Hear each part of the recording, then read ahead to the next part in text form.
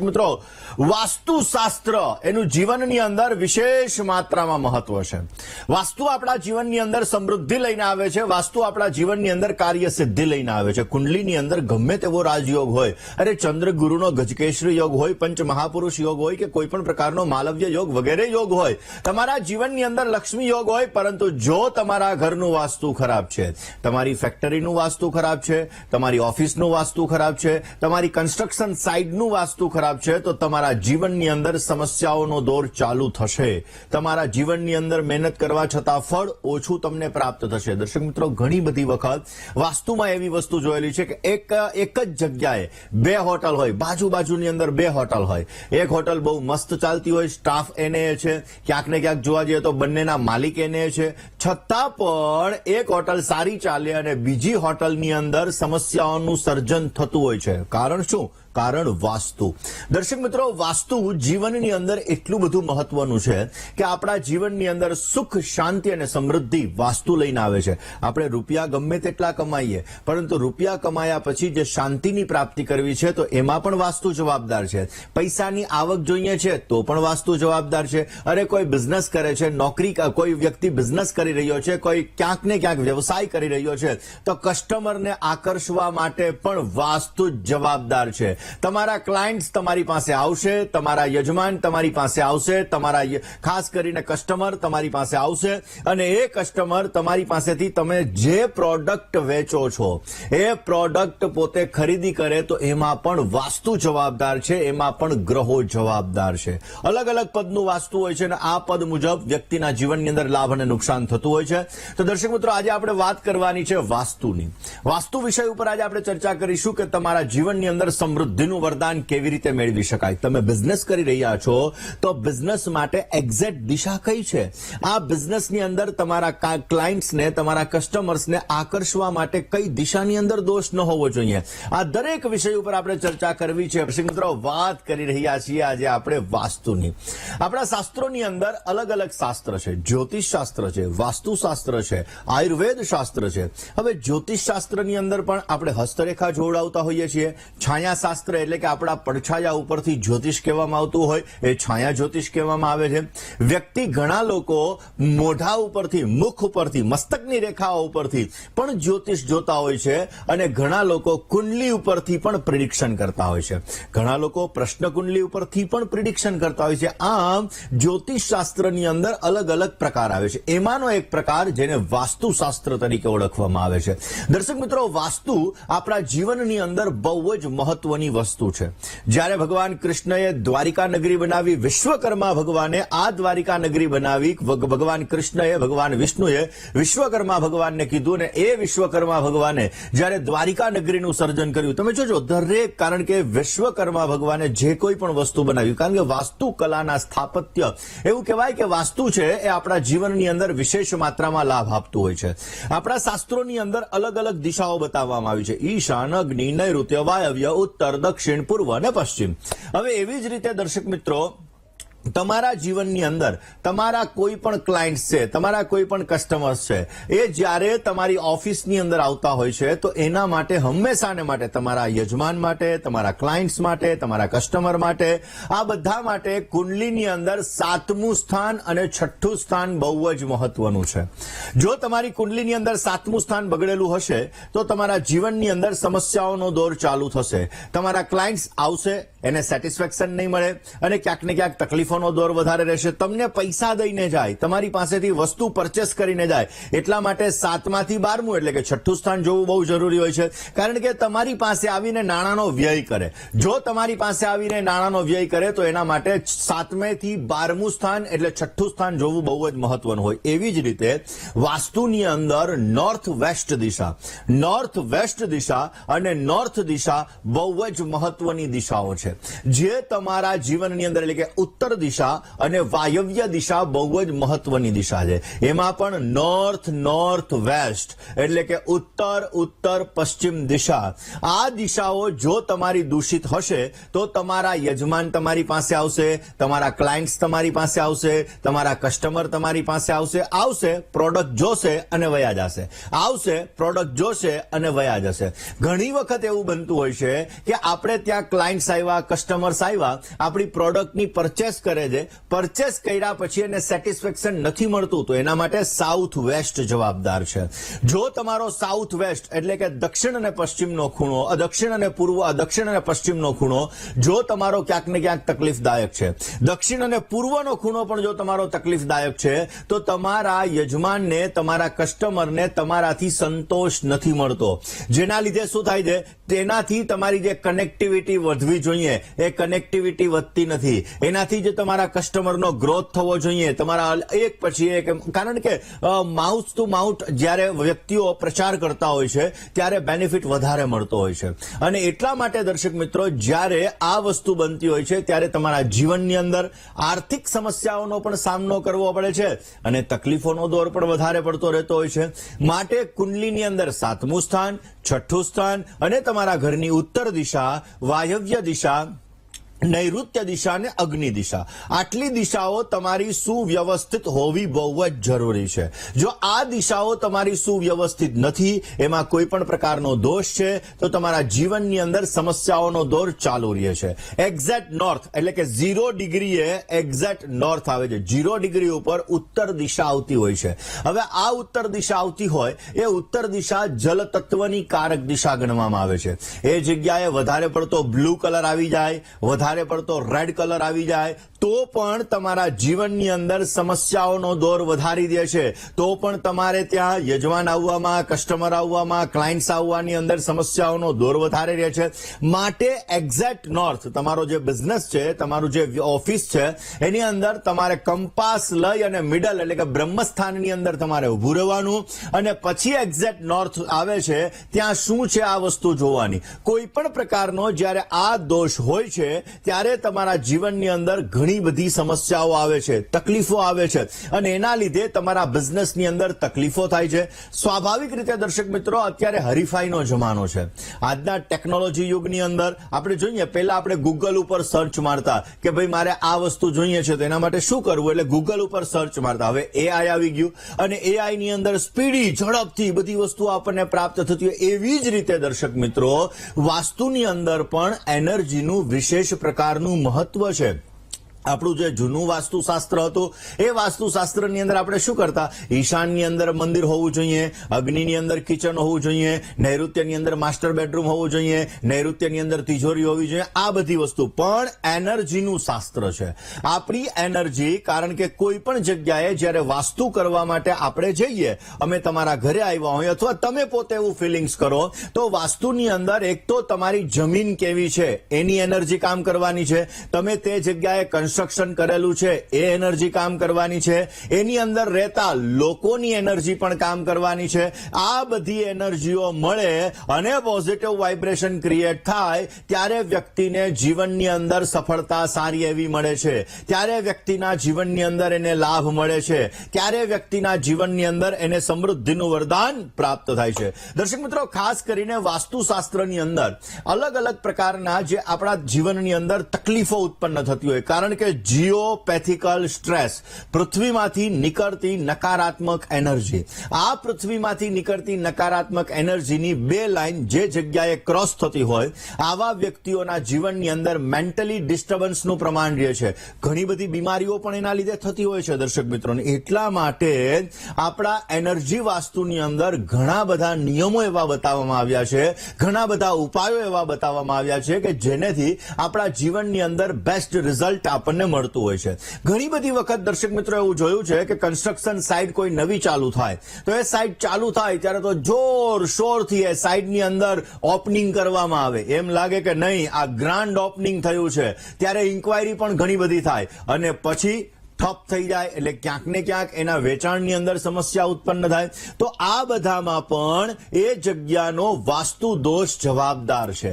દર્શક મિત્રો, વાસ્તુ મુજબ જો તમારું મકાન બનેલું હોય, ફેક્ટરી બને હોય, અરે પ્લોટિંગની સ્કીમ જ કેમ નથી, કારણ કે અત્યારે ઘણી બધી ઇન્ડસ્ટ્રીયલ પ્લોટિંગની સ્કીમો હોય, એમાં પણ અમારા જેવા વાસ્તુ કન્સલ્ટન્ટને એ લોકો રાખે છે કે જેનાથી એની અંદર એનર્જી ક્રિએટ થાય અને એ એનર્જી દ્વારા ત્યાં આવતા લોકોને સમૃદ્ધિ મળે અને એનું વેચાણ પણ ઝડપથી થઈ શકે. માટે દર્શક મિત્રો, ખાસ કરીને જગ્યાની પોઝિટિવિટી કેટલી છે એના આધાર ઉપર વ્યક્તિના જીવનની અંદર સફળતાઓ મળતી હોય છે.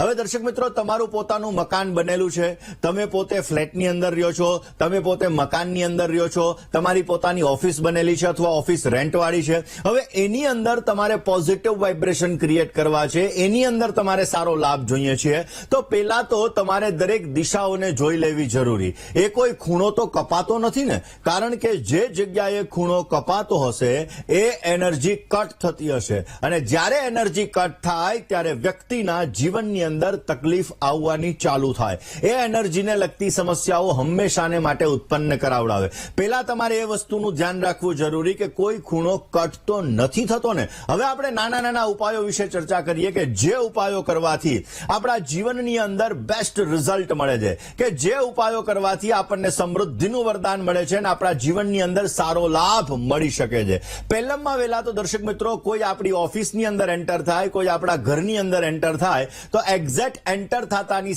સામેની દિવાલ ઉપર એની નજર પડે. તો સામેની દિવાલ ઉપર નજર પડે તો સામેની દિવાલ ઉપર તમારા ઈષ્ટ દેવતાનો, તમારા કુલદેવીનો, તમે જે દેવતાને માનતા હોય અથવા એ દિશાના જે દેવતા હોય એનો ફોટો તમારે રાખવો જોઈએ.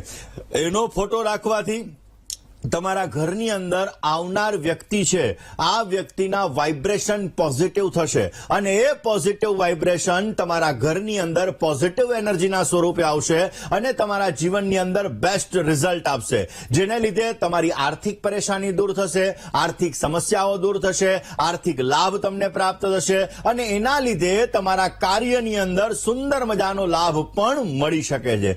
ઘણી બધી વખત દર્શક મિત્રો, આપણે અલગ અલગ જગ્યાએ ગયા હોઈએ અને એ જગ્યાએ આપણે જોયું હોય કે લોકો ક્યાંક ને ક્યાંક વિન્ડ ચાઇમ્સ લગાવતા હોય છે. એક ગોળ ચક્કર હોય, એની અંદર અલગ અલગ પ્રકારની પેલી રિંગ મૂકેલી હોય અને ખાસ કરીને એની અંદર સ્ટીલના પેલા હોય, તો એ વિન્ડ ચાઇમ્સ કહેવાય. હવે આ વિન્ડ ચાઇમ્સ તમારા મેઇન ગેટ છે, આ મેઇન ગેટ ઉપર તમારે લગાડવાથી તમને બેસ્ટ રિઝલ્ટ મળે. પણ વિન્ડ ચાઇમ્સની અંદર તમારે ખાસ એ વસ્તુનું ધ્યાન રાખવું જોઈએ કે એની અંદર 6 અથવા 8 હોવા જોઈએ. 6 અથવા 8 વાળું વિન્ડ ચાઇમ્સ તમારા મેઇન ગેટ ઉપર લગાડશો, તમારા ઘરની અંદર પોઝિટિવ એનર્જી પ્રાપ્ત થશે, આર્થિક સમૃદ્ધિનું વરદાન મળશે અને એના દ્વારા તમારા ઘરની અંદર જે વ્યક્તિ આવે છે આ વ્યક્તિના નેગેટિવ વાઇબ્રેશન ઘરની બહાર રહેશે અને પોઝિટિવ વાઇબ્રેશન ઘરની અંદર આવશે અને એના દ્વારા તમારા જીવનની અંદર વ્યવસ્થિત સારામાં સારી સફળતાઓ તમને પ્રાપ્ત થતી જણાશે. ઘરના એક્ઝેક્ટ નોર્થની અંદર અથવા નોર્થ ઈસ્ટની અંદર મનીવેલ તમારે રાખવી જોઈએ. ઘરના નોર્થ દિશાની અંદર એટલે કે ઉત્તર દિશાની અંદર તમે જો મનીવેલ રાખો છો તો એનાથી તમારો આર્થિક ગ્રોથ સારો થાય છે. હવે તમે એવું કહેશો કે ભાઈ અમે ફ્લેટની અંદર રહીએ છીએ, અમારો બેડરૂમ જ નોર્થની અંદર આવે છે, તો અમે કઈ જગ્યાએ રાખીએ? પહેલા તો તમારા ફ્લેટનું વાસ્તુ જોવું બહુ જરૂરી છે. હવે ફ્લેટના વાસ્તુની અંદર એક્ઝેક્ટ નોર્થની અંદર બેડરૂમ આવતો હોય અને ત્યાં બારી હોય તો બારીની બહારના ભાગમાં સાઈડ તમે રાખી શકો. નોર્થ ઈસ્ટ દિશાની અંદર પણ તમે મનીવેલ રાખી શકો. દર્શક મિત્રો, જ્યારે તમે આ મનીવેલ સાચી દિશામાં રાખો છો ને ત્યારે તમને પૈસાનો ગ્રોથ સારો જોવા મળે છે. ખોટી દિશાની અંદર રાખેલી મનીવેલ, અરે ઘણી વખત તો મને વિદેશથી એવા પણ ફોન આવેલા છે કે મહારાજ અમે તુલસીનો ક્યારો રાખીએ છીએ, આ તુલસીનો ક્યારો વારંવાર બળી જાય છે, તુલસી અમારા ઘરની અંદર ટકતા જ નથી. તો એનું મેઇન રીઝન ઘરની એનર્જી. ઘરની અંદર જ્યારે એનર્જી નેગેટિવ હોય ત્યારે તુલસી વારંવાર બળવાનું પ્રમાણ રહેતું હોય છે અને ઘણી બધી વખત ઘણા લોકો સાઉથ ઈસ્ટ દિશાની અંદર એટલે કે અગ્નિ ખૂણાની અંદર તુલસીનો ક્યારો રાખતા હોય છે. તો અગ્નિ ખૂણાની અંદર રાખેલો તુલસીનો ક્યારો પણ એને તમારે હંમેશા નોર્થ અથવા નોર્થ ઈસ્ટ દિશાની અંદર જ તુલસીનો ક્યારો તમે રાખો, એનાથી તમારા ઘરના વાઇબ્રેશન પોઝિટિવ થશે. પહેલાના જમાનામાં તો ઘરના બ્રહ્મસ્થાનની અંદર રાખતા, અત્યારે પોસિબલ નથી. ફ્લેટ છે, અમુક બંગલાઉસ છે, આ બધા દિશાની અંદર પોસિબલ ન હોય તો તમે નોર્થ અથવા નોર્થ ઈસ્ટ દિશાની અંદર એટલે કે ઉત્તર અને ઈશાન ખૂણાની અંદર જો તમે તુલસીનો ક્યારો રાખો છો તો અવશ્ય એના દ્વારા તમારા આખા ઘરની અંદર પોઝિટિવ રિઝલ્ટ મળે છે.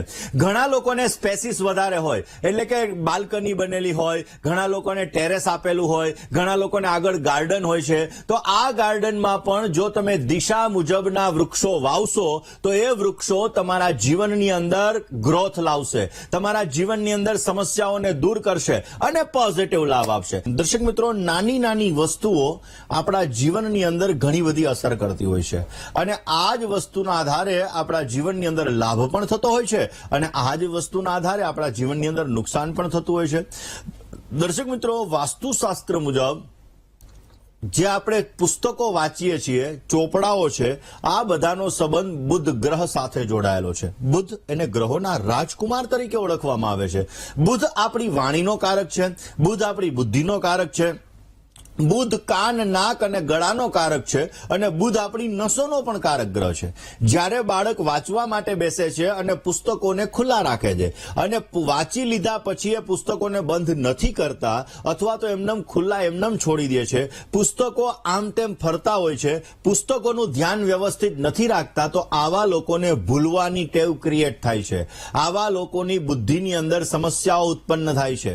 આવા લોકોને ગણિતને લગતી સમસ્યાઓ ઉત્પન્ન થાય છે અને આવા લોકો ક્યાંક ને ક્યાંક જોવા જઈએ તો એનો બુધ ગ્રહ ખરાબ થાય છે, જેના લીધે વાણીને લગતી સમસ્યાઓ પણ ઉત્પન્ન કરાવડાવે છે. માટે તમારું બાળક જ્યારે ભણવા માટે બેઠું હોય અને એ પુસ્તકો લઈ અને વાંચે તો એ પુસ્તકોને સુવ્યવસ્થિત જગ્યાએ પાછા મૂકી દેવા બહુ જ જરૂરી છે, જેથી એનો બુધ ગ્રહ સારો રહે અને એના જીવનની અંદર આવતી પ્રોબ્લેમ્સ દૂર થાય, બુદ્ધિ સારી રહે, ગ્રહણ શક્તિ સારી રહે અને એના જીવનની અંદર એને સારો લાભ પ્રાપ્ત થઈ શકે. દર્શક મિત્રો, દૂધ અને દહીં એનું દાન કરવાથી કુંડલીની અંદર જો શુક્ર અને ચંદ્ર નબળા હોય, પૈસાને લગતી સમસ્યા હોય, તમારા જીવનની અંદર વર્ચસ્વને લગતી સમસ્યા હોય, મનને લગતી સમસ્યા હોય, તો આ વસ્તુને તમે દૂર કરી શકો છો.